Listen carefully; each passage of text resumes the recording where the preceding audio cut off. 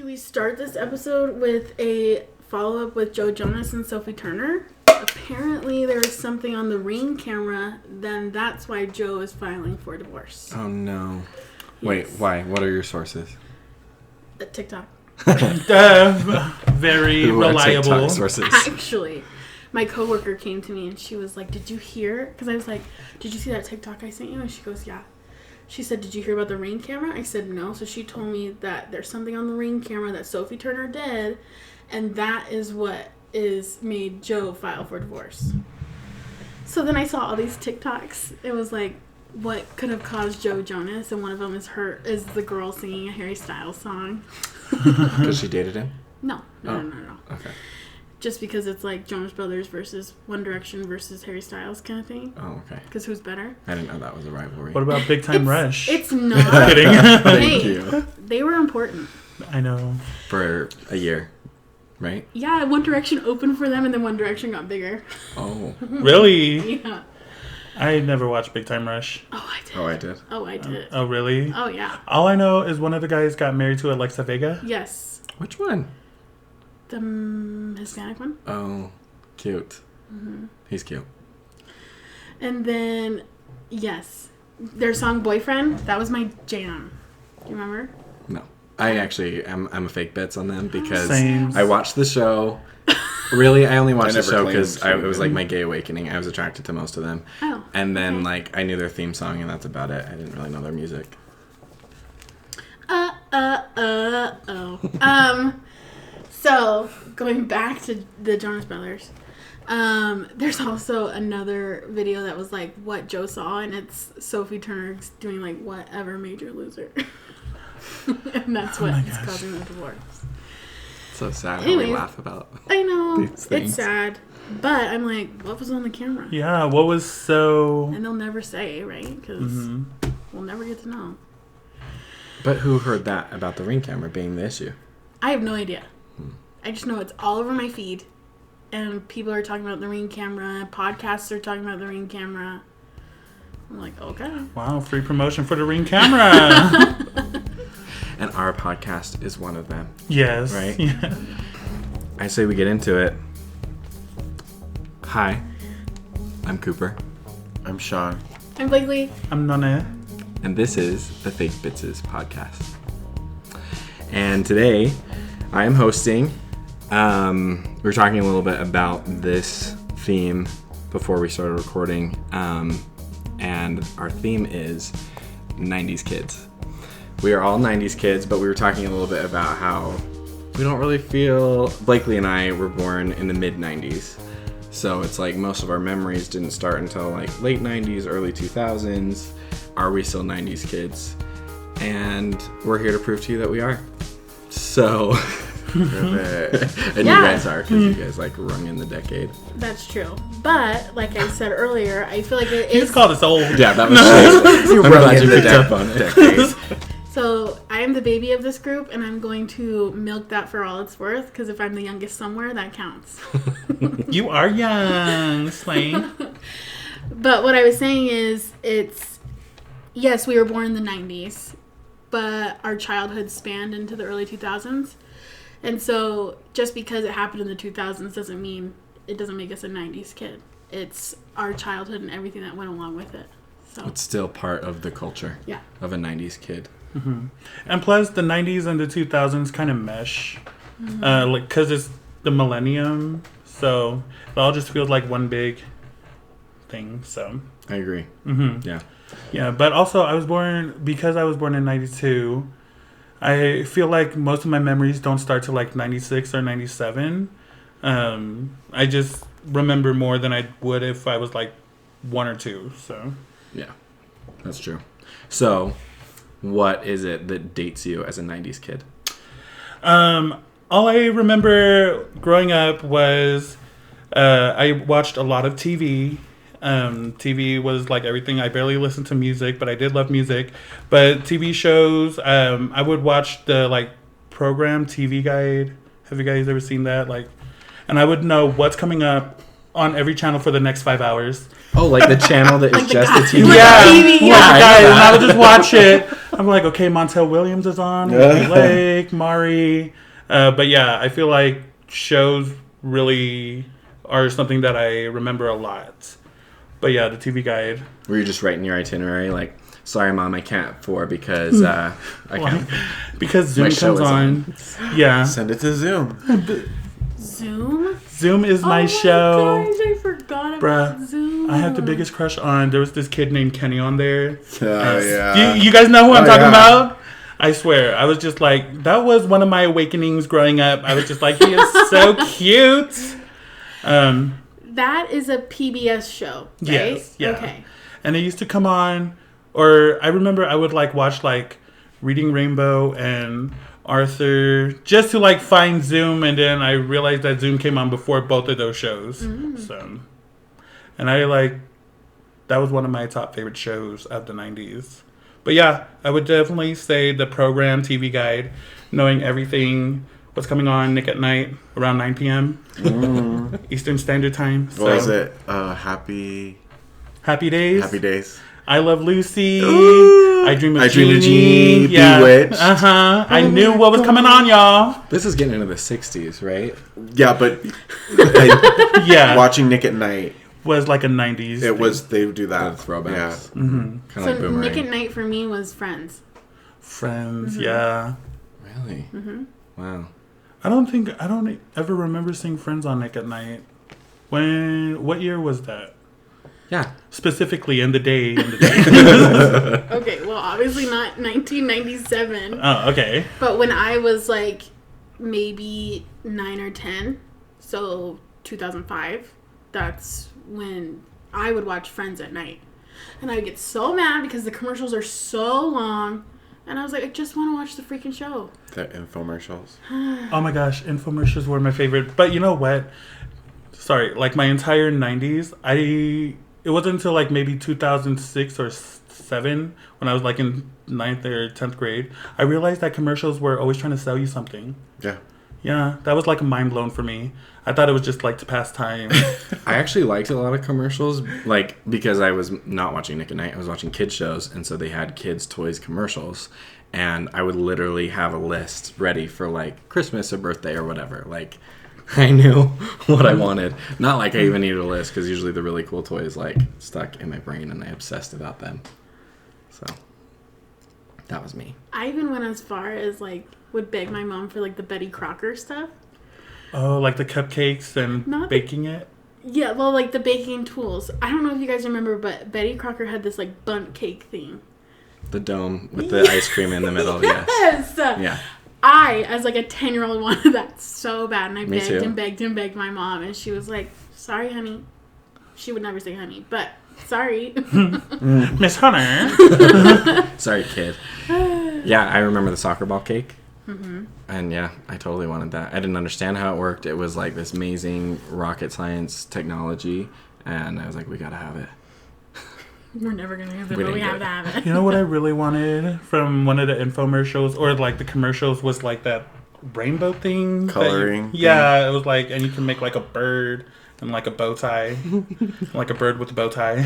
Yes, it was like a paintbrush that you could have multiple colors and you Yeah. just drag it along. I just saw a Instagram that was like, here's a 90s commercial. And I was like, oh my gosh, I wanted this so bad. I love just those. followed a nostalgia 90s page on Instagram. Is that what you saw it on? I don't know exactly. Sometimes my my page on Instagram brings up things that I should follow, and I think it was one of those. Yeah, I like those. I feel like those kind of infomercials were setting us up for nowadays where we just scroll through TikToks of people like painting and playing with soap and the slime and stuff. Like that was the original satisfying video. And it prepared us for today. Less entertaining though. It was so fun seeing how dramatic they were on camera. Oh my gosh. I'm trying to mix this bowl while holding a phone with my shoulder. Yeah. It's just too much. Yeah, There's got to be a better way. Can somebody help this crisis? Yeah. Yeah, infomercials. All right, Blakely, so what dates you as a 90s girl? I have a lot. Can I do two? Yeah, let's hear 'em. Okay.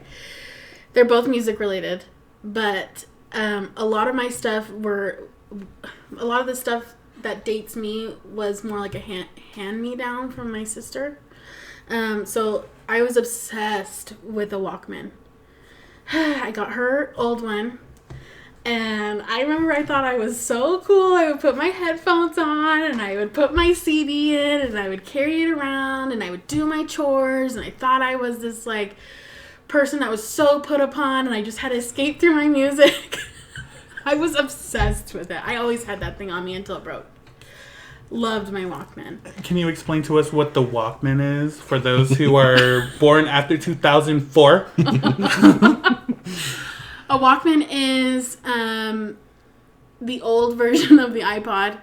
Basically, it's a portable CD player. So you put your CD in, but you can carry it around with you, and you plug your headphones in, and you listen to music as you're carrying it around. Now it's much sleeker and can fit in our pockets, and we don't have to actually hold it. But can you explain what a CD player is for those? No, I'm kidding. Did you have the Walkman that like you could actually like move around and it wouldn't skip? Uh-huh. Okay, that's lucky. Oh wait, they still skip? Like there was other Walkmans that still skip? Yeah, you had to be really careful. I didn't know that. Yeah. When I think of Walkmans, I just think of their headphones being like super like in and uncomfortable. I had the ones like the computer headphones, but like cheapo, crappy ones. Mm-hmm. Yeah, I used like my elementary school headphones that my mom had to buy for me every year to do like those computer activities. That's what I plugged into my Walkman, and they were comfy. That's all that matters. You're not alone in the Walkman days, because I remember when I first had my Walkman and just was grabbing every CD that I could. And one of them that I took with me was Shrek, the Shrek soundtrack. And I was listening to that, just totally in my element all the time. I loved it. Wait, when you guys are talking about Walkman, you guys are talking like CD players? Yeah, the little... They're portable CD players. Are you thinking about the cassette one? The cassette ones. Oh, no, yeah. I'm not that old. I was a little confused. I was like, I never used one, and I was born before you. No, I'm kidding. It's the one where like you push the little button on the top and you put your CD in, and then you can hold it with you. I had a portable CD player that would like change the thing you close from like orange to blue. Like you could take it off. Take it off. Yeah, take it off, put it back on. Was it like that see-through plastic that Yeah. everything was made out of? Yeah, Like- that's what my Game Boy was. The freaking Mac computers in school. Bruh. They were like all colored. With the little curvature. Yeah. I always think of Legally Blonde when I think of that. In her Yes. bunny suit. When she's getting her shit together. And she was just like, I'm not afraid of a challenge. No. I'm going to Harvard. What, like it's hard? My second one is the CD that I would always put in there. There were a lot, but a big one was Now That's What I Call Music. Do you remember all those? Yeah, which number? I think my sister started us out at like 13 or 14. My dad sometimes still goes to Best Buy and will buy them. No. Which I'm like, no cars have CD players anymore, really. But his does. It's a 2008, so it makes sense. Let him do him. But when I go home to visit, I'll open the trunk and see, That's What I Call 68. Oh my gosh. Way to go, Dad. Dad, what songs do you like? And I'll look at him. He's like, oh, I like this one. I'm like, yeah, me too. And I think that was like the first original. It was like the first type of Kids Bop. Even though it wasn't Kids Bop, it was the actual singer and just a bunch of different songs that were popular at the time compiled. And then they created Kids Bop, which is like the same thing, but then it's the kid-friendly version. Yeah. Yeah. Those soundtracks helped me like get into other music and like expand my horizons from the Princess Diaries soundtrack and Hilary Duff Metamorphosis CD. So it was really good for me. Very specific. Loves that for you. So that I could, try to relate to my peers who were listening to like real stuff. Not that Hilary Duff isn't real. Now I feel bad for saying that. Oh, she's great. Yeah, I love that CD. La la la. Yeah. That's all I think about when I think of Hilary Duff. We love Hillary. Change that. All right, Sean, what dates you as a 90s kid? Oh, geez. I would say, I think one of the big ones was Pop-Up Video, I think is what it was called. Pop-up videos for music videos on MTV. It was actually on VH1. Fake bits. Yeah. I know what VH1 is. They were just like music videos, and they would pop up with random facts about the video or the artist or the song. And I really liked that. And I watched it a lot. And I definitely am on the train of like, I watched a lot of TV growing up too.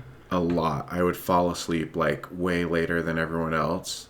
And my dad would like love falling asleep with the TV just going. And so it, I'd get into Unsolved Mysteries times. Oh my gosh. I'd be like all creeped out. I remember I'd be sleeping and then I hear the theme song. Oh my gosh. And I always think of like the Buffy the Vampire Slayer. Have you guys ever seen that? Yeah. I feel like just their monsters would match the theme for Unsolved Mysteries. Yes, I see that.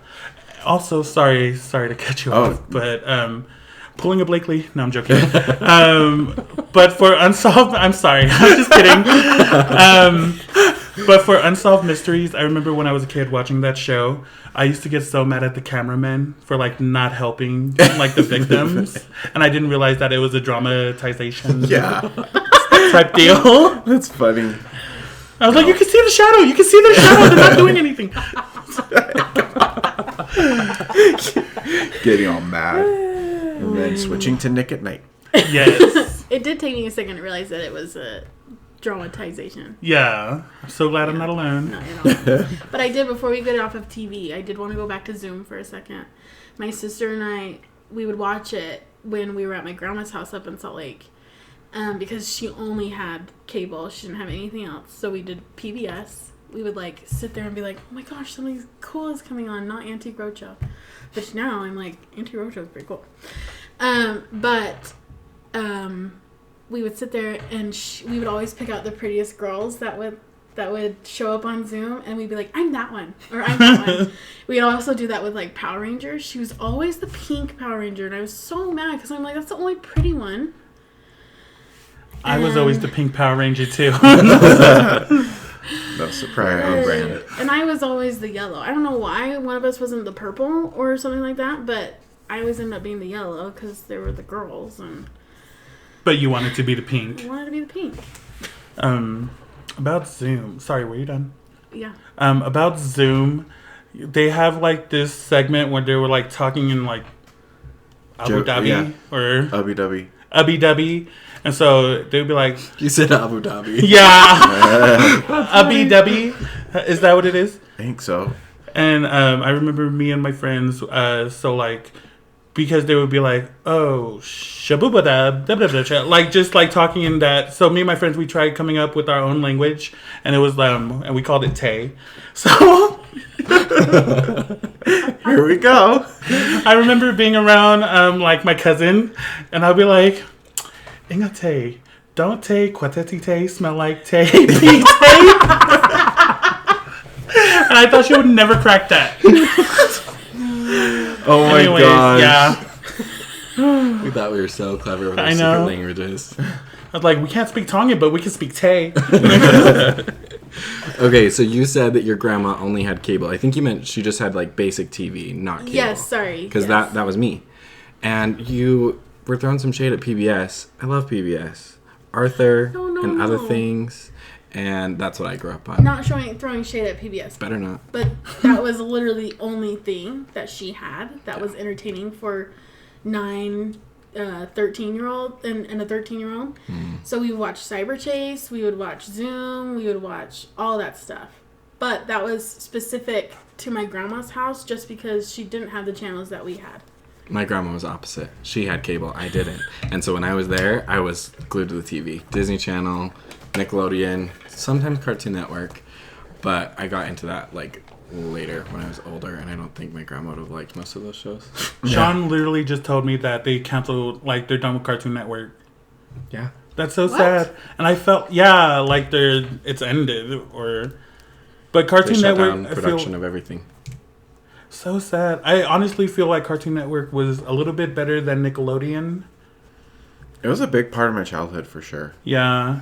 I just think the cartoons on there was way better. All three of Nickelodeon, Disney, Cartoon Network. The only Nickelodeon show I really liked was SpongeBob. It had me. And Cartoon Network had more, I think, to offer in the cartoon realm.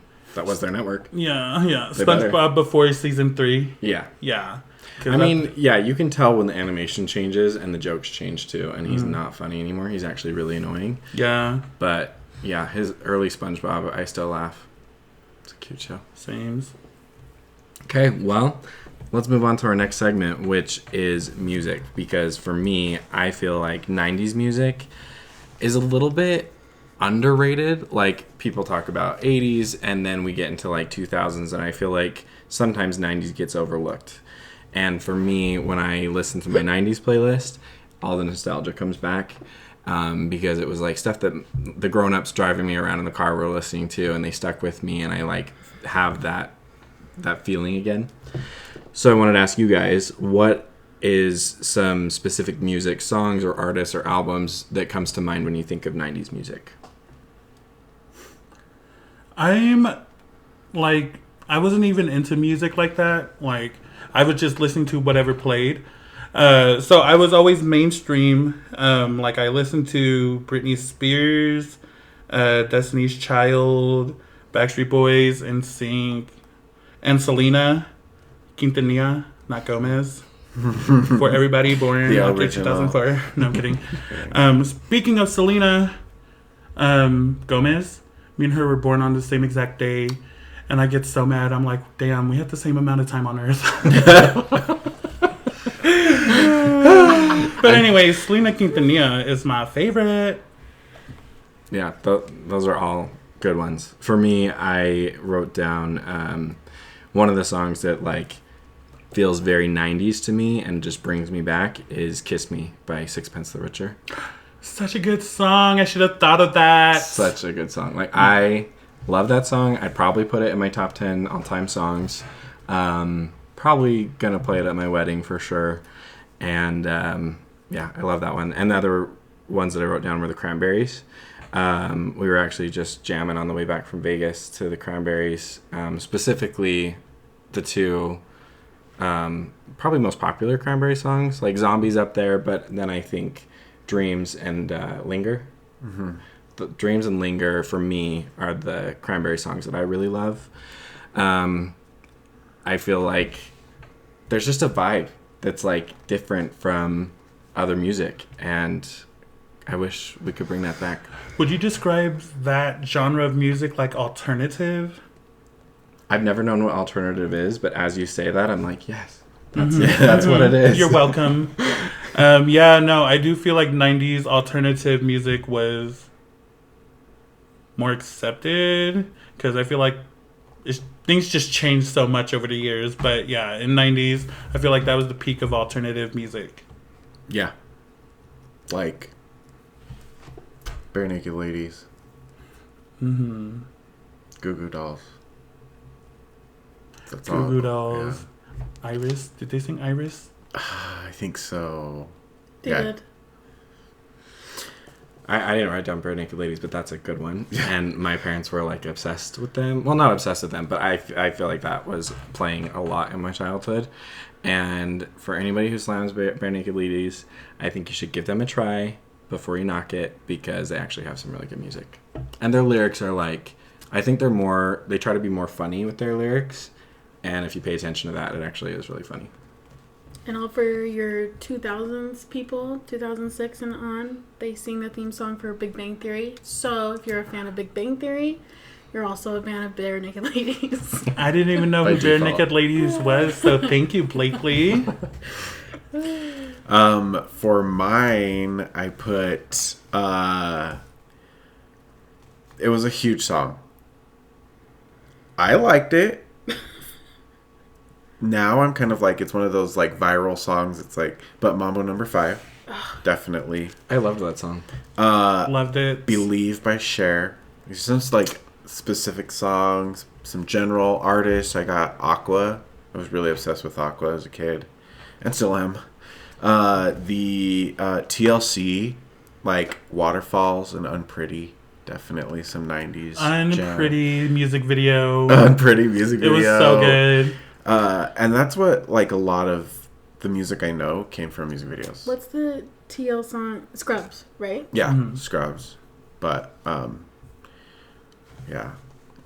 Scrubs is okay, but those two were, like, my TLC songs from the 90s. And so, Jennifer Lopez, Waiting for Tonight.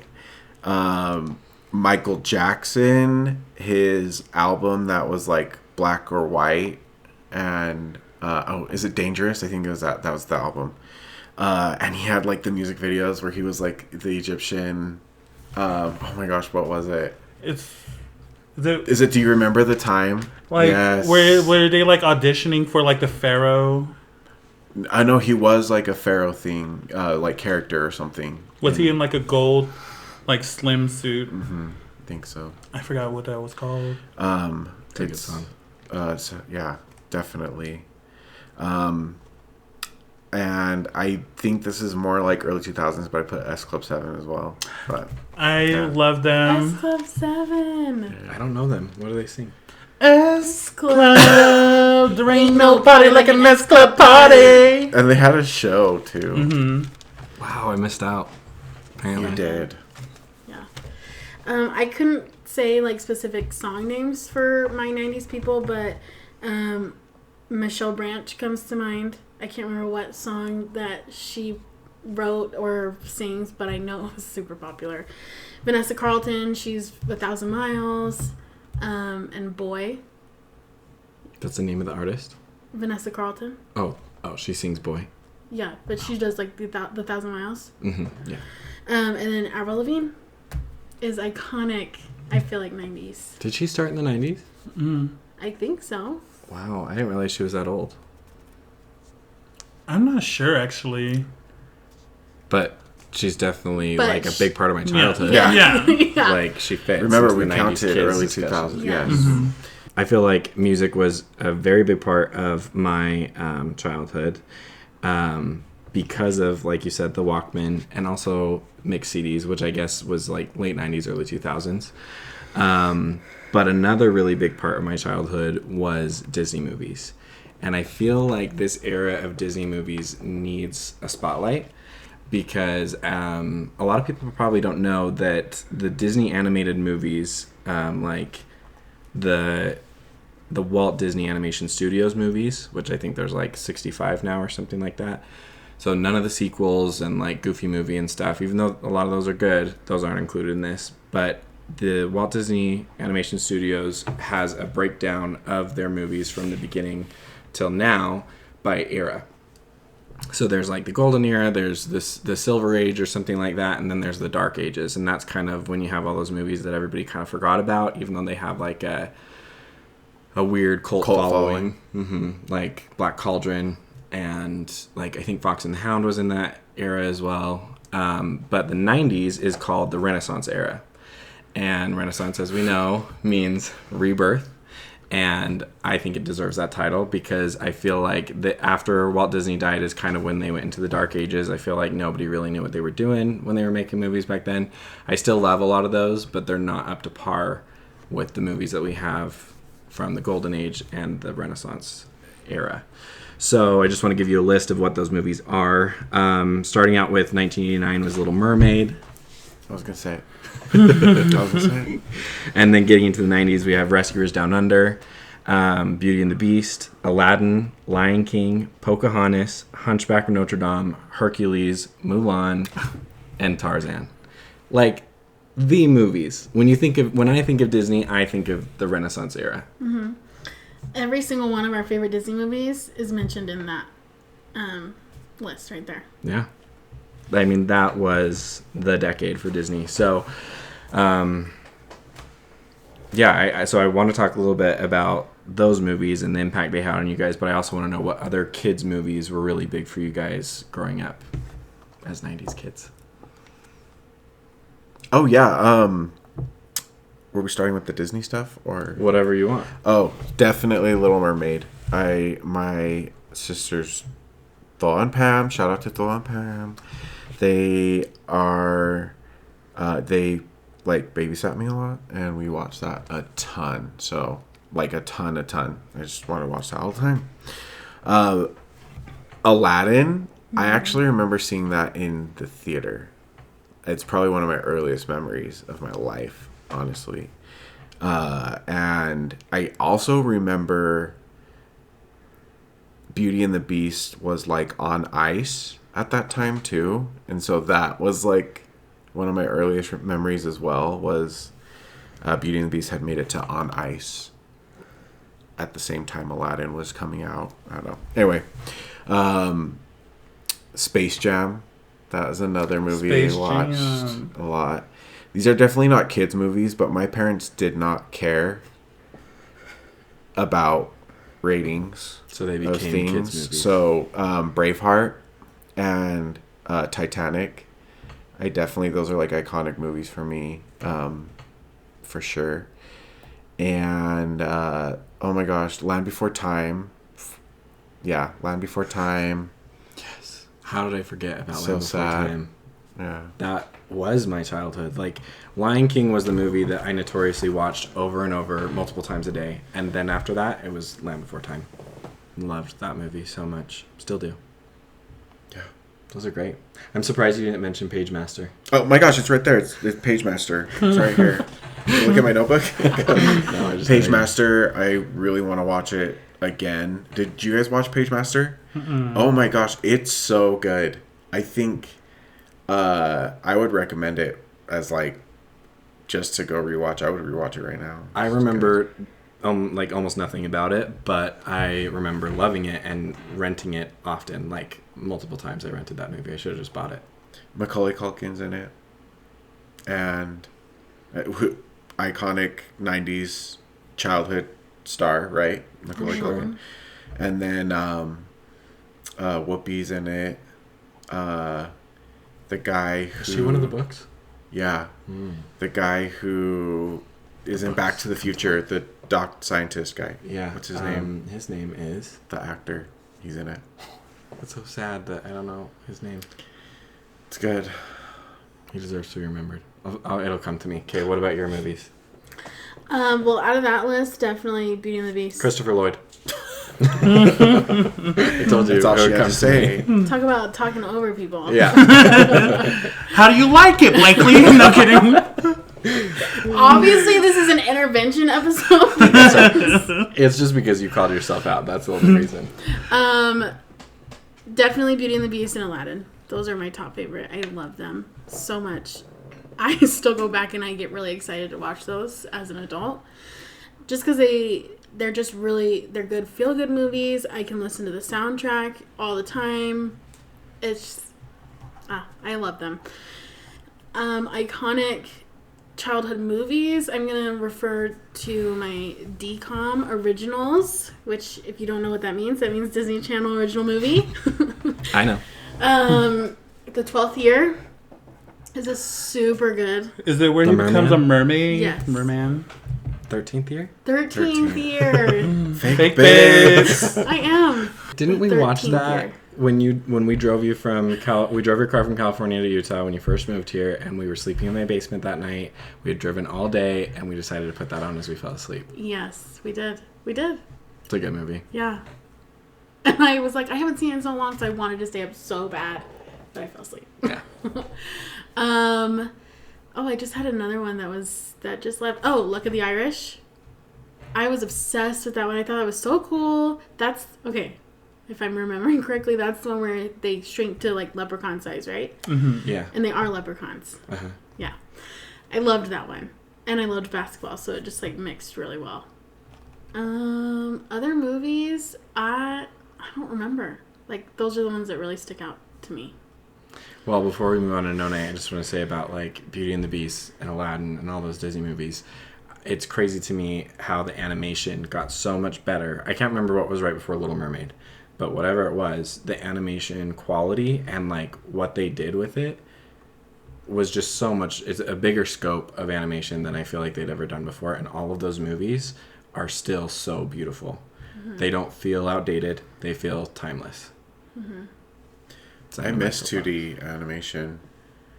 I think too that's a lot of the reason why we like the game Villainous is because it has that animation that's very beautiful and classic. Yeah. On the boards that you play with. For our listeners that don't know, Villainous is like a Disney villain themed game where you play as the villain, and there's like the artwork is beautiful. Each villain has their own little person that you move around the board, and then their own board as well, and their own deck of cards, and all of it is like beautiful animation that really pays homage to that older stuff. Another movie that just came to my head, and I think it's a Disney Channel movie, is My Date with the President's Daughter. That's a good one. That song still gets stuck into my Yes. head. I don't hear it, but I'll like wake up singing it. Yeah. And yes, I really liked that movie. I really liked that movie. That is a good And one. that was Boy Meets World. That was him, right? That played, His brother is it the was main his guy. Brother. Oh, I thought that was the brother, the older brother. Yeah. I loved him, and I thought that was such a good movie. So good. Yeah, that was a cute one. The Mood Ring. Yeah. All right, None, what were some of those childhood movies for you? So I only watched like a handful of Disney movies growing up, like Cinderella, which traumatized me, by the way, because like, you know, when she gets her pink gown and then her stepsisters rip it off. Oh my gosh. I was so sad. So sad. Yeah. No, So But she pulled those rags off. Oh, shoot, don't mess with Cindy. I don't remember ever owning Lion King, but we had Lion King and a half, 1.5. But I don't remember much of it. I remember having the Rugrats like on an orange. I'm just trying to think of VHS tapes that I used to have, like the Rugrats Go to Paris. Yes. But out of the Disney movies, Mulan is my all-time fave. She's a bad bitch. I saw her in theaters for the first time, and that was the first Disney movie I've ever seen in theaters. Also, the promotions were wild. Like, she was everywhere. Like, McDonald's, like, little chocolates, had Mulan. Also, who was the boy group? Do you guys remember that boy group who, like, sang True to Your Heart? 98 Degrees. 98 Degrees. Yeah, that was my jam. Yeah, I love that.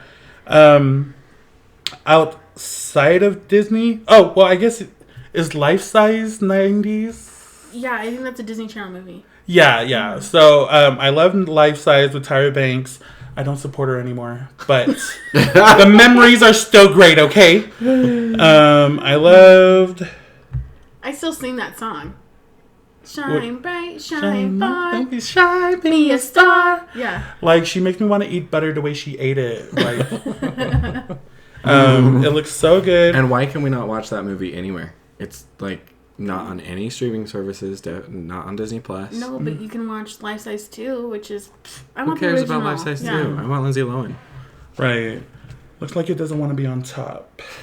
Also, I wanted to say about Titanic, because Sean said that, like, it wasn't age appropriate, but I just feel like the rating on that was, like, rated 90s, because, like, I was watching it with my second grade class, I think. Second or fourth grade class, and my teacher, she wanted to, like, record. She had one of the students bring in the VHS tapes, and then, like, she had a double player, so she, like, recorded in this one, and then she played in this one, and we were all watching it, like, as a class in second grade. So I think it is age appropriate for everybody. Other movies that I've watched aside from Disney, I watched Ghost. It has Whoopi Goldberg in it, and So good. don't tell me his name. Patrick Swayze. Patrick Swayze.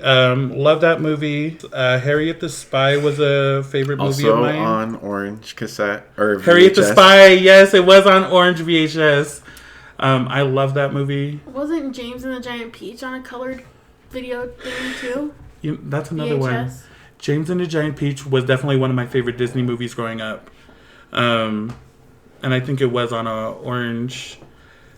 It was so creepy though, like the animation. You didn't like it? Oh wait, you don't like claymation though. Claymation gives me the heebie-jeebies. James and the Giant Peach freaked me out. But we was- had those... Do you guys remember the Disney soundtracks that were like purple and green and blue and red? Yes. It was just a Mickey, and then they were like those different colors. And it was an awesome just mixtape of really good music from the movies. And the one song that... Like, my family didn't even watch that movie, but the My Name is James song is really cute, and we listened What to it color all the was it time. on? I don't know. I'm a fake Bits. Yeah. I want to say green. I don't know because I just had the blue You one. should just like green. Testing me. Yeah. No, it was green. I was just curious because I had the blue one and I memorized every song on the blue one. Matilda, I love that movie. Have you guys seen any of the Ernest movies? It was like Ernest goes to boot camp. Yeah. Or like or like a Christmas. Or like yeah. I don't remember much about that series, but like I just remember his face. Before we move on from Matilda, that movie is so good. Danny DeVito, awesome. He directed it, for anyone who didn't know. And I read this fact that the actress who plays Matilda, whose name I can't remember, her mom was terminally ill. And they cut a version of the movie and released it and did a screening just for her so that she could see it because she passed away before it released in theaters. Oh, So cute. And like he has taken really good care of that girl, like all through growing up. Like Oh he's my checked in gosh. with her and stayed in touch with her. So it was Yeah. awesome. I love that movie, and I love Miss Honey. In Matilda, I've always wanted to eat the chocolates that Miss Trunchbull would eat. They just look so good. And also, I wanted powers. That way, I didn't have to like get up to turn off the light or something. Yeah, we all did. Yeah. Did? Still do. Still do. Clean the house. Bruh, I hate standing. Anyways, this was not a Disney movie at the time, but this was probably one of my favorite princesses. It was Anastasia. Thank you. I always thought it was like beautiful, and I loved the music on there, and she was a strong bitch. Like before Mulan came out, like Anastasia was saving princes. Anastasia is such a good movie. I made a couple friends watch it in college because they had never seen it. I know. I'm cultured. I'm just kidding. And the music from Anastasia is so good. Which, Okay. honestly, there weren't a lot of studios that could compete with Disney at that time, and they did with that movie. Like, I love that soundtrack. That's another CD soundtrack that I had. And the song at the end credits called At the Beginning. I love that song, and it's not on Spotify streaming service, and it makes me so mad. Is it on Apple Music? Yeah. Is it really? Don't even. Keep up. Yeah, and you're right about the animation. So good. And then the last movie that I just remember so much from the 90s, it was a movie called The Big Green. Have you guys ever seen that? It was like about this soccer team, and they were like in a class. Anyways, I think of The Big Green when I think of 90s movies, so look it up on YouTube. That's awesome. Are they kids? Yeah. I feel like And there's like a teacher from the UK or Australia or Yeah. something. Okay. And I just remember they were like dumping chips all over themselves. Yeah. Food scenes are like my favorite scenes in any kind of movie, and like those are what sticks out to me. So I'll always bring up a food scene if we're talking about a movie that has a food scene in it. So it's important. It is. Food scenes gross me out. Ratatouille. Okay. I'm talking about like, okay, not cooking or anything like that. Like in When Matilda when the kid eats the cake. That part grosses me out too. I have to fast forward through I it. struggle listening to people eat. And so when there's like a scene and it's like detailed and you can like hear it, oh no. Okay, that makes sense. I'll give you a pass. You should watch their mukbangs. Yeah, we just posted one yesterday. Follow us at Sean. No, I'm kidding. Even the like ASMR where they take the microphone and they click, click, click, click, click. I cannot because my whole body is like on fire is what it feels like. I'm like, I can't Whoa. do this. Isn't there something, what's it called? Like, never mind. Anyways, Like a sensory thing. yeah. Yeah, a lot of people have that. For me, it's more just gross. Like, I don't like watching eating competitions or anything like that. I love talking food, but I don't like watching people eat.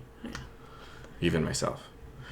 Okay, I'm so glad you mentioned Anastasia because I was going to talk about that one too. That was big for me. And then the other one that I was going to mention that isn't Disney is Secret of Nim. Did you guys watch that? Yes. Yes? No. Secret of Nim was great. I couldn't tell you what studio made it, but it's a book, and I actually read the book. The book is great. And the movie, from what I remember, it was a long time ago that I read the book, but they stay true to each other, like book and movie. So, and that animation definitely is less timeless than the Disney stuff. And I don't know, it might have even come out in the 80s, late 80s or something, but I was watching it in the 90s all the time, and the Great Owl actually scared me. Scary. It gave me nightmares. Yeah. It's a good show.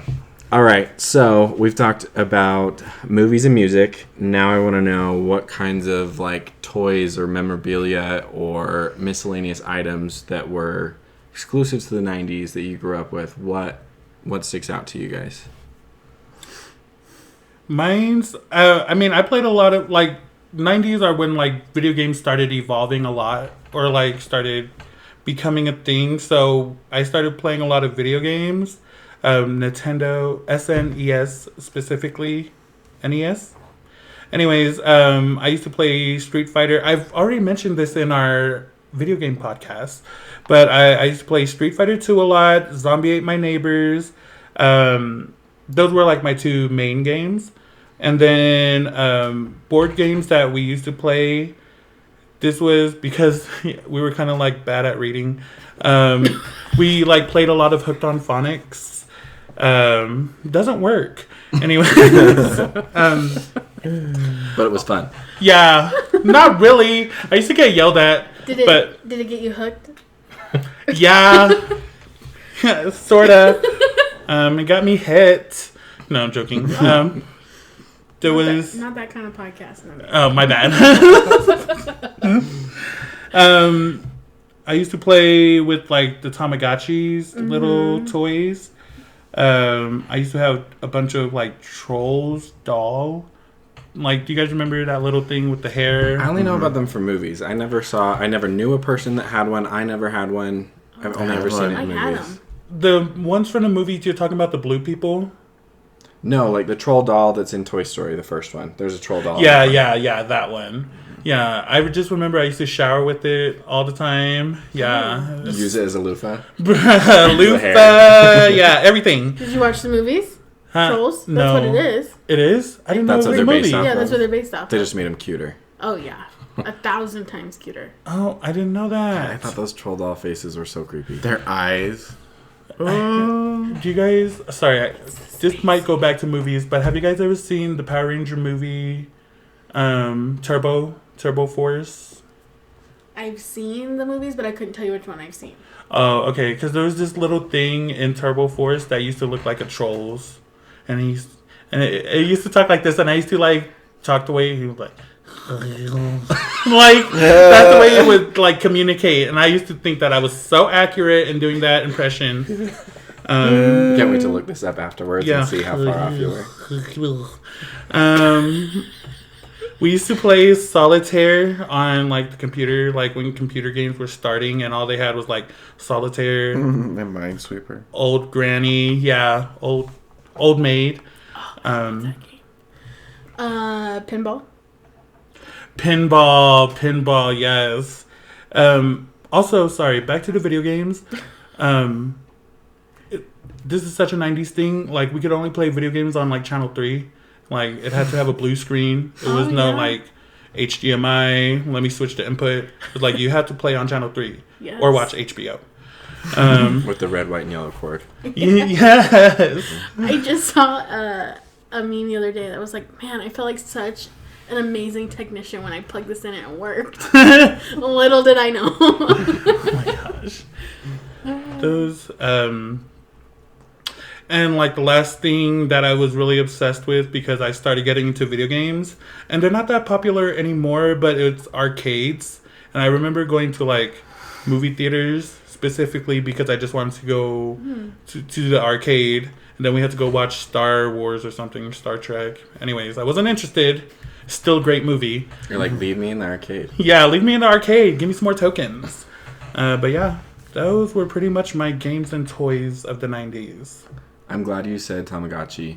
I don't know when that came out, but it's definitely part of our childhood. And they were so awesome. Like, it was exactly what we were looking for. I think a lot of toy companies tried to do the whole like digital pet thing or even just like pretend pet, and Tamagotchi knew how to do it. Like you could really take care of that thing and you could kill that thing and you felt bad. At least I did.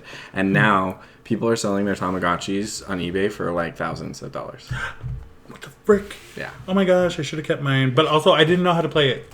It was just like one of those things. I was just like, oh my gosh, Tamagotchi. Has a keychain. Yeah, keychain. I'm so glad you said that because I had no idea how to play mine either. Mine was my sister's, but I had no idea how to play it. And I was like, what are you doing? And then I didn't realize you could kill him until Schitt's Creek when David freaks out on Alexis and was like, you killed my Tamagotchi. Yeah. If you like, you go on vacation and you don't take it and you don't feed it while you're gone, it'll die. Then what do you do with it? I think you can restart. You can restart, or do you have to buy a whole new Tamagotchi? No, I think you just restart with an egg. Oh, do you know how to play? Egg. Yeah. There were only 3 buttons. I don't know how you're saying you don't know how to play. You just feed it and play with it. I don't know. And you show your friends. Each one has a different way. Did you play? Uh-huh. I totally played. I was really little, so I just... She's the baby. Just a baby. I would say, so my like top games or toys. Games, Mousetrap. Loved setting that thing up. We had missing pieces all the time. See, that's a game I never played. I didn't learn how to play Mousetrap. I just set it up and played with the things. I never actually made played up the your rules. own little like. Yeah. I thought it was interesting though that like you play the game to set it up. Oh. Like that's how Mousetrap is. Like you. I didn't know that. I think. No, that sounds actually right. Now, like I'm remembering, you play the game to set it up and then you play the game. It's really weird, but I always had fun. We always did a lot of stuff with that. Life, the game of life, was super big. I always started at college because I wanted to get more money. And then I felt always like really bad when I didn't land on the kids' spaces, and I was like, "Oh, everybody else has kids, and I don't." And I would always want to land on the twins one, and I always wanted 2 twin boys, is what I wanted. So loved the game of life. My family has this weird obsession with Monopoly, but we only play it Christmas Day.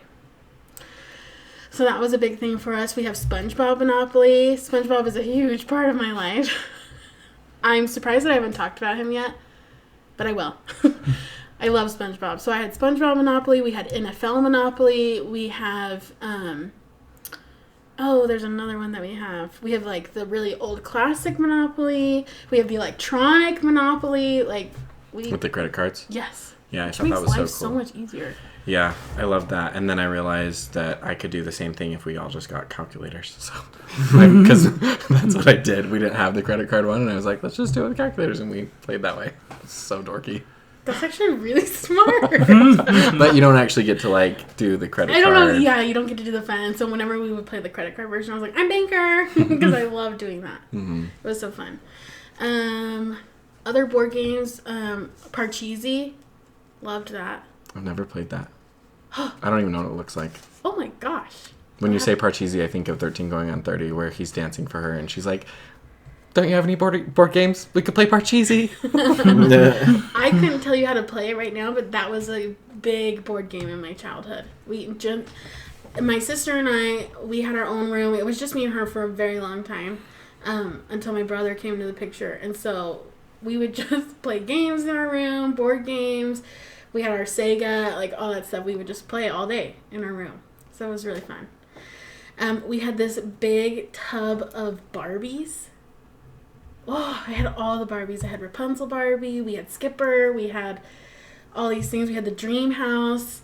It was just this, and when I say big purple tub, I mean maybe a little bit bigger than half this table. It was full of all Barbie stuff. Deep too? Yes. Oh wow.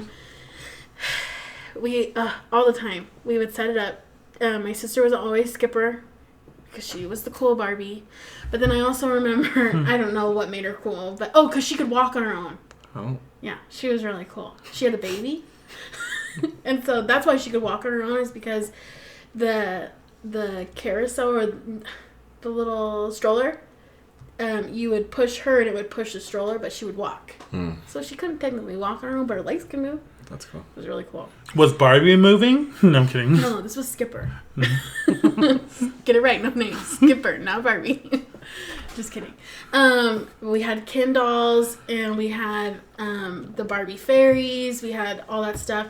I think the coolest thing that my mom did for us, my mom kind of led us into the Barbie world. So the coolest thing that my mom did is let my sister and I make our own Barbies online. And they were so expensive. And I remember my sister made one and she named it after her. And then I named one, and I was obsessed with Rugrats at the time. So I named mine Angelica. And she had red hair. She was really pretty. And this really nice ball gown dress. Oh, Barbie. I could talk about Barbie for forever. Still haven't seen the movie. Yeah, I'm so surprised. I didn't realize you were such a Barb fan. Yes, We're Barbs. Me and Sean. I do love Barbie. Have you seen it? No. Have you seen it? Have you seen it? Yeah. No, I do love Barbie. So that was big. Furby was big for us. I didn't really understand why we had a Furby. We just had a Furby. Yeah, the only thing I really remember about it is I like to press its tongue and it would like nibble on your finger. I thought that was kind of cute. But I actually have a traumatic story with my Furby. Me too. Oh, okay, you go first. I know I've told you this before, but I don't know if you remember. My sister and I in our room, we had the bonus room of the house, so it was like really big, but it had this like tiny closet, probably the size of that closet over there. We would throw all of our stuff in there, so it was dirty. You couldn't even walk in it. Like all of our toys were on the floor, our clothes were thrown everywhere. It was really a fun day when we cleaned it out, because we're like, oh my, wow, there's like a lot of room in here. But like we would, everything. And one day my sister and I were getting ready to go to bed, and we hear something talking. Nope. Not me. And we're like looking under our beds, like we're freaking out, because mom and dad are gone. And we're freaking out. We're like looking everywhere, and we open it up, and it gets loud, like our closet, and it gets louder. And it's our freaking Furby just talking away. So not like traumatic, but it was scary at the time. Saying who knows what. Yeah. What did Furbies use? Did they speak English? I don't know. But mine was the white one with the black like polka dots on it. Cute. Yeah, I'm pretty sure ours were hand-me-downs, like from one of my cousins or something. But it was in really good condition until we had a babysitter. I was like 7, and my brother was like 2.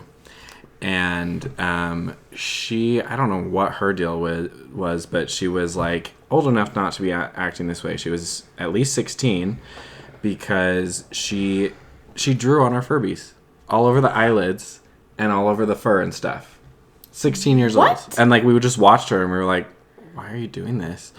And then my brother asked her for something, or I asked her for something, and she got mad and was like, no, I'm so sick of dealing with you kids, I'm leaving. And so she got in her car and drove away, and we were just standing there at the window crying, sobbing, because we're like these 2 little kids home alone, and we're thinking our parents are going to be mad because she left and we did something wrong. And then she just went around the block and came back and was laughing so hard. She thought it was so funny. And needless to say, she never babysat for us again. Yeah. What's her name? Say it out loud. And the sad thing was she was like a family friend. So we were like, that's even more awkward. It was weird. And yeah, we kept our Furbies, and they just always had the markers on the eyelids and stuff. Made me so sad. That's sad. Was there ever a time, I don't know if this is the Mandela effect, but I remember Furbies coming with McDonald's meals. Mm-hmm. Yeah, the little ones. Mm-hmm. Mm-hmm. Yeah. Thought I was making that up. No. We're in the same universe. If the Mandela effect is real, I don't know. All right, Sean. Did you have more? Yeah. Oh, Blakely. All right.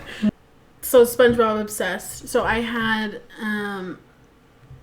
those games. Like, it was super popular growing up to have those Joy-Con games.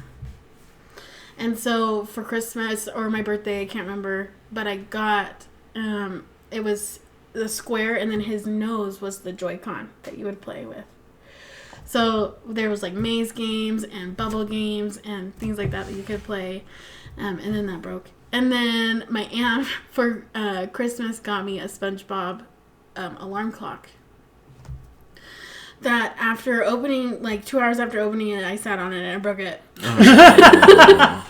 And I was so sad because I wanted to play it so bad. Use it so bad. And I tried so hard to like duct tape it back together, like the clear tape, and it just didn't work. So yeah, and then going back to your infomercial thing that you were talking about earlier, the commercials. There was this like SpongeBob themed fish tank that you could get with a goldfish, and I begged my mom for that. She said no.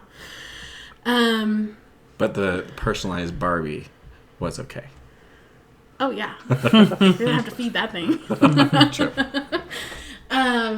And yeah, I could go on and on forever, but that's probably the big ones in my life. Okay. Love Sean? that.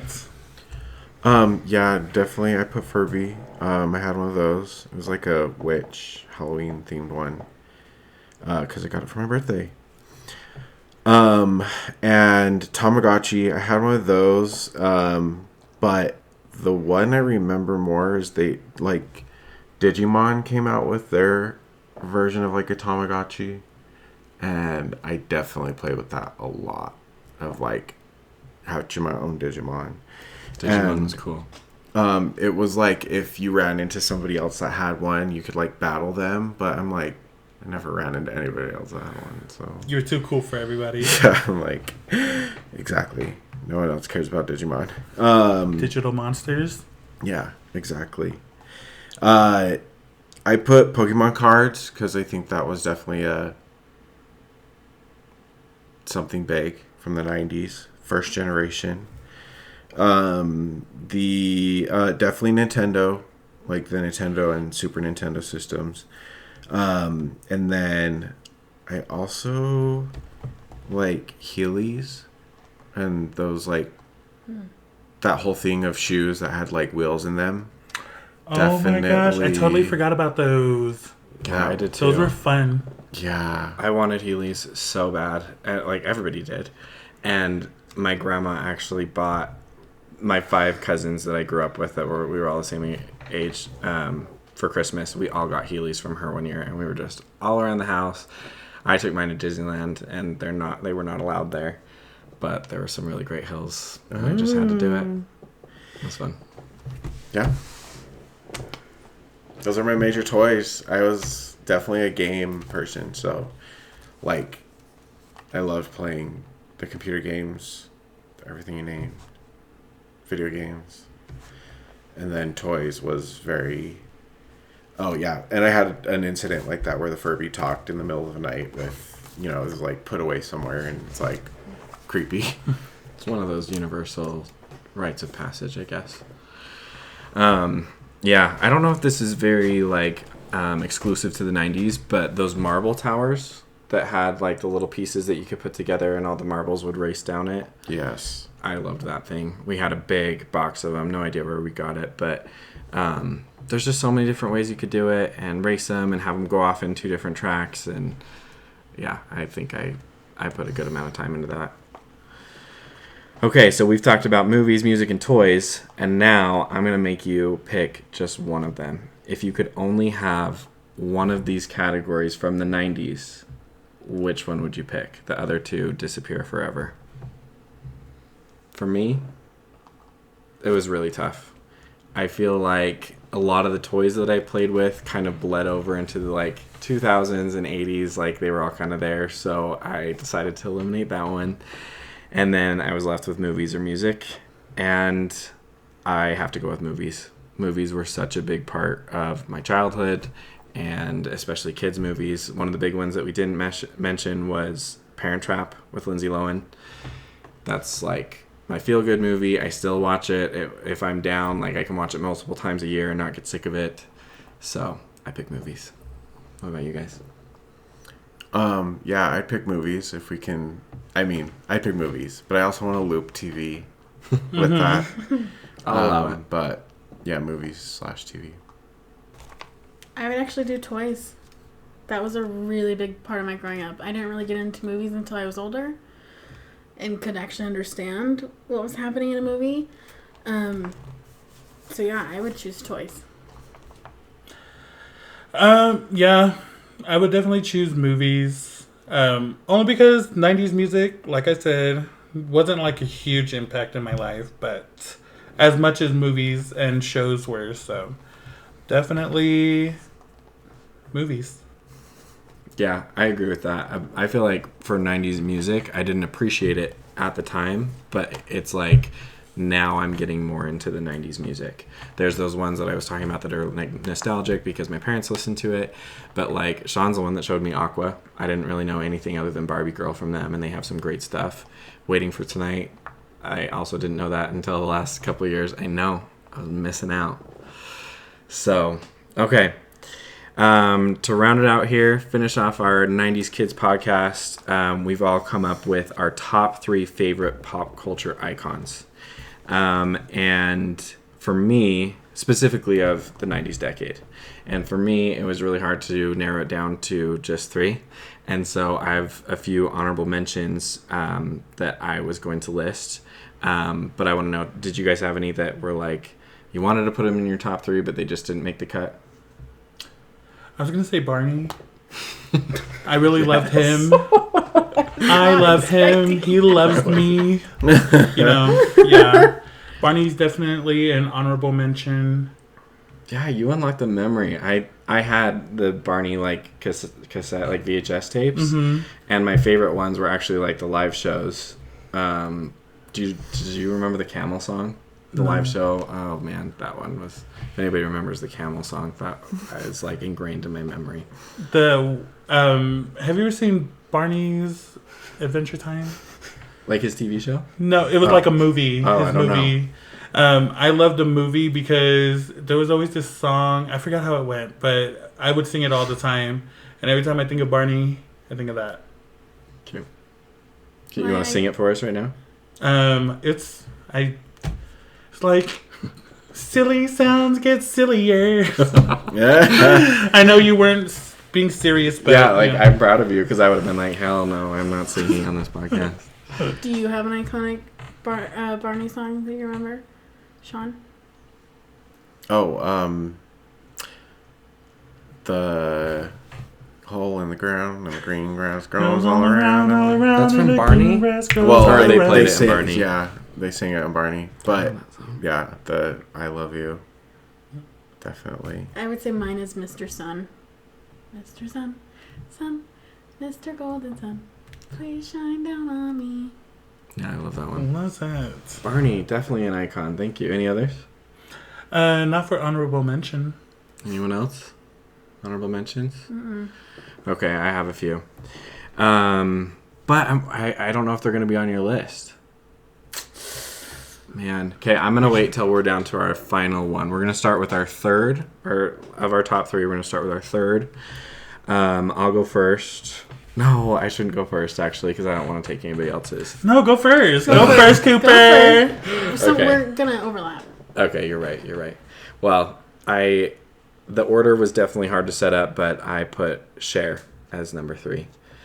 Cher, Believe, like you mentioned, is such an iconic song from the 90s, but she actually has a lot of other albums from that decade. Like, she was busy. And booked. Mm-hmm. And I didn't get in, same thing, like, I didn't get into Cher until, like, later in life, but I still listen to those albums, and I feel like her, she kind of rang in the age of, like, techno for me. Like, I think with her auto-tuned voice, that is something that is kind of iconic for her, because I read that she was one of the first artists to do that. And it's not like she was auto-tuning her entire voice, but it was just parts of the song, right? So that's why I put Cher as my number 3. What about you? What's your number 3?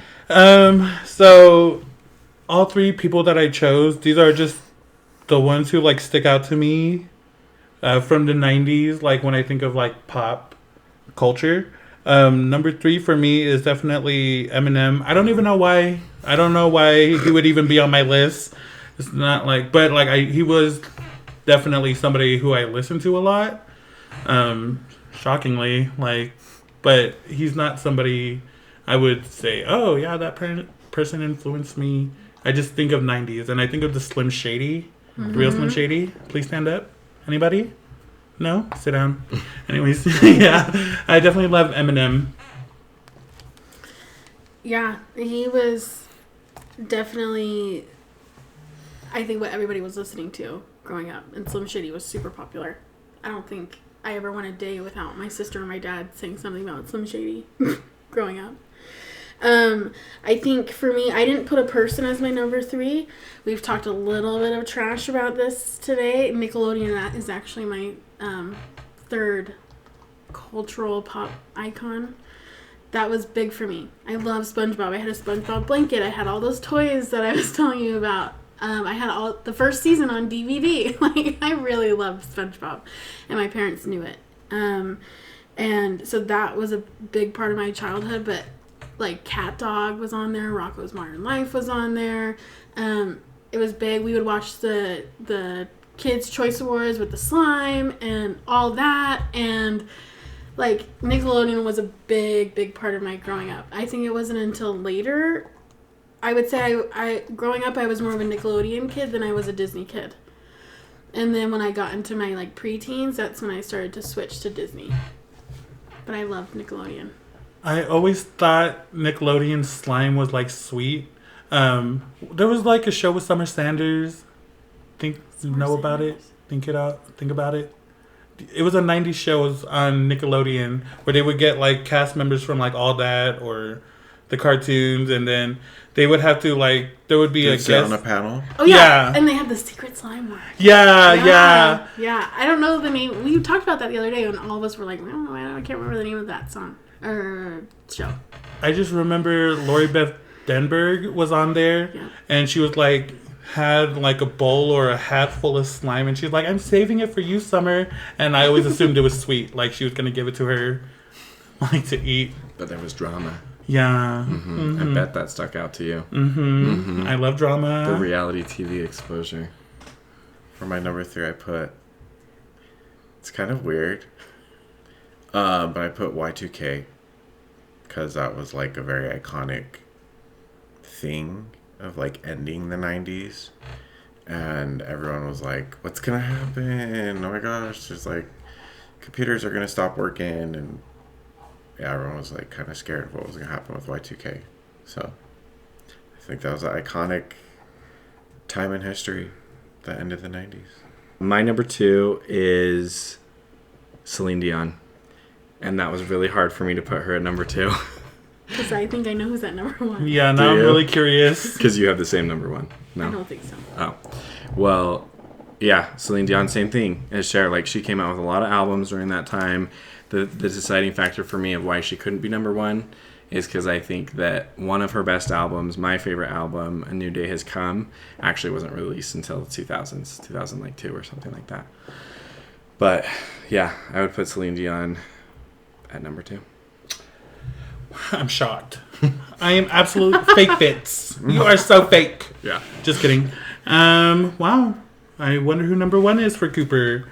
My number 2 pop culture icon has to be wrestling. Like, yeah, definitely The Rock.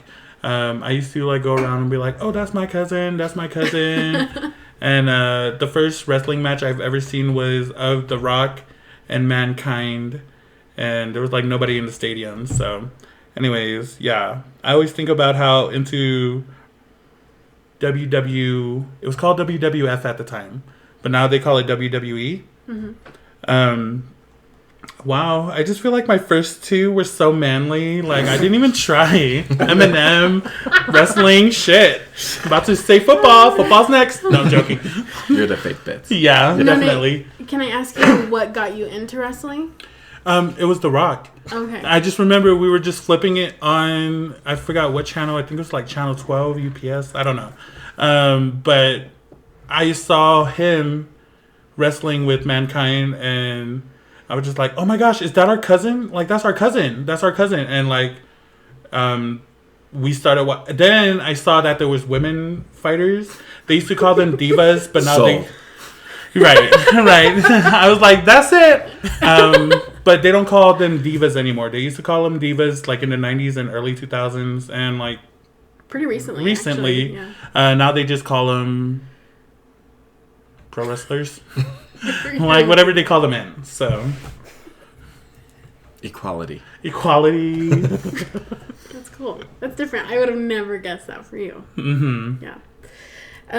My number 2 is a person this time, and it's probably Leonardo DiCaprio. That's a good one. Mm-hmm. I was actually having a really hard time coming up with men. I don't know why, but I might know why. that's a good one. Yeah. Titanic is a big part of my childhood. Love that movie. I love analyzing things, and so every time I watch that movie, I analyze it further and further. He did a great job. He was done a disservice when he didn't get the Oscar for that movie, even though Kate Winslet did. She did great. She was phenomenal. She deserved it, but he also deserved it too. And he just, there's nothing that I've seen him in that I have been disappointed. Now, I haven't seen all of his movies, but every time I watch him, it's incredible. What's Eating Gilbert Grape is a great movie. He plays an autistic little kid, and it's phenomenal. In Django Unchained, he does a great job.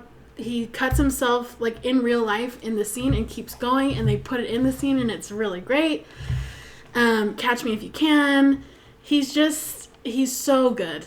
And I know a lot of people recognize him, and they give him crap for dating the younger models and all those things. We all have a personal life, but I think he deserves... People do recognize him, but I feel like he deserves a lot more than what he actually gets. Oh, definitely. I mean, even in What's Eating Gilbert Grape, everybody assumed that he was autistic in real life, just because of how well he played that character. Mm-hmm. And he was young, right? Mm-hmm, Oh, yeah. Yeah. How old was he? I want to say maybe early 20s, almost 20 at that time. I was thinking he was, like, way younger. Yeah, that's what I was haven't thinking. seen I that didn't movie know. I could be totally wrong, but he plays like a 14-year-old kid. They did that a lot back then. And then Johnny Depp's his older brother. Mm-hmm. So can't go wrong with that movie. It's a really good movie. Nice. So My number 2 is actually Blakely's number 3, Nickelodeon. Oh. So definitely iconic. I think I watched a lot on Nickelodeon between the 3 channels. I think I watched the Nickelodeon the most through the 90s. And so definitely like Legends of the Hidden Temple, Are You Afraid of the Dark? I loved scary things, so Are You Afraid of the Dark was like I really waited for that one to come on. And I think it's called Kablam with the comic book stuff, and it was like short videos, and there was dolls, like toys, and yeah. That sounds so familiar. Honestly, if we watched it, it was like a variety show, but there was like a cartoon segments, and then there was these toy dolls, and there was like a shirtless like Tarzan doll or something, and they would like act scenes out with the dolls and stuff. Anyway, the toys. Really loved Kablam. It was like, I've always grown up liking like the weird things, the different things, and that's something that was like, yeah, a weird person would like that. You are weird. never- No, I'm joking. I've never heard of Kablam. Me either. It sounds so familiar. I feel like I have to look it up. Yeah, we should. Okay, so we're down to our number 1s, and I'm just going to run through my honorable mentions really quickly. The moment he's been waiting for. Because you guys didn't say any of them, so great. Oh, but now I'm scared. What do you say our top one? No, I don't think I will. I don't think that these guys are on your radar. Again, they're all women. So I talked about Parent Trap and Lindsay Lohan. She's an honorable mention because she really didn't get big until Parent Trap, and that was like her breakout role, and that didn't even come out until '98. So then she just went on to do all the great things that she did, and I'm so glad she's back and she's taking care of herself because I love Lindsay. I love you, Lindsay. She just had a baby. I'm a fake Bitz because I had no idea. Good for her. Okay. Another honorable mention is Jennifer Aniston. I think she had a very big impact. I mean, the whole show of Friends had a big impact on the 90s. But Jennifer Aniston was an icon from the beginning, I feel like, and has maintained icon status all these years. And one specific thing about her was the Rachel haircut from Friends. I was just about to say that. Like how people were so inspired by her haircut and everybody was doing the Rachel. Mm-hmm. Yeah. I mean, that is iconic. And I'm again a fake Bitz because I didn't even know about the Rachel until we watched the Friends reunion and they go into a whole segment about it. And I think we should bring it back. The Rachel was hot, and yeah, are you surprised I didn't know that? Yeah. I saw a TikTok of this girl who recently got her haircut, and it was like a modern Rachel, and she looked so good. Like, I really hope that comes back. And my last honorable mention, we talked a little bit about her, or at least her character that makes her important to me, and that is Meg Ryan. She voices Anastasia. And You didn't know Meg Ryan. I'm such a fake Bitz. yeah. Thank you. And I'm a fake Meg Ryan fan because, honestly, I have seen the other movies, but none of them really, were for me. Except for Anastasia. That one I grew up with, watched all the time. We already talked about it. But then she had all Sleepless in Seattle, When Harry Met Sally, You've Got Mail. I don't know. Maybe some of those were in the 80s. But she was big. For sure. And I don't know what happened to her. That's why she's an honorable mention. Okay. She did get, facial work done. And I think people started, slowly after that. Because she was gorgeous, without anything. But, pressures of Hollywood. I guess it could change people. I don't know. Yeah, it's so sad, plastic surgery. Some people can really pull it off and does wonders for them. But I feel like most people don't need plastic surgery. They can age very dignified and they look great in their old age, even without any work done. Okay, my number one. The one and only Britney Spears. That's my number one, too. Number one. Are you guys besties or something?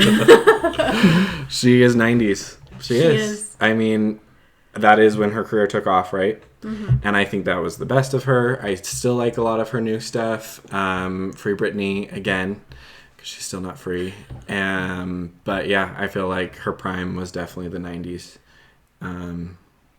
Awesome music videos, awesome music. Awesome girl. We love her. Yeah. Just great. She's not a girl. She's a woman. Not yet. Yeah. Oh my gosh. All right, what's your number one? Okay, so because you said Britney Spears, okay, I crossed this out, but this, I do, when I think of 90s, I don't think Britney Spears, even though Britney Spears Hit Me Baby One More Time came out in the 90s and she was everywhere. I think of Christina Aguilera more. She gives me more 90s feels. And I liked her music and her voice way better back in the 90s. So that's just an honorable mention. I should have brought that up. But my number one is definitely, and this is because of my mom, and then growing up, I learned more about this person. It's Princess Diana. She was everywhere, rest in peace, when everything exploded in the 90s. But as I got older and I started looking at her old videos, I was like, this is a great person. This was how people should treat other people, especially if you're someone in her position. So she was definitely an icon, and she was gorgeous, and she slayed, and she knew how to talk to people. So that's a great one. Yeah, the People's Princess. And she did so many amazing things. I like how you said she was in a position to do great things, and she did. Mm-hmm. And that was from what I understand, the big rift with the royal family, because they're oh yeah, we don't engage in that stuff. And it's why not? You should. Mm-hmm. Yeah, she's great. If you want to learn more about Princess Di, watch The Crown on Netflix. So good. I still need to get to that season. I know. It's been out for too long. The last 2 seasons are all about her. Oh. Great. And then the final season. Okay, did you have more to say about Britney Spears, our number one? yeah, she is my childhood. We had her on all the time. And I think if there's anybody that I would kill for, as a metaphor, to go see like in concert, it would be her. Which is really sad because of all the things that she's going through right now. I don't know if she'll ever like do a concert again. She's releasing music, which is a good sign. Is it her? We don't know.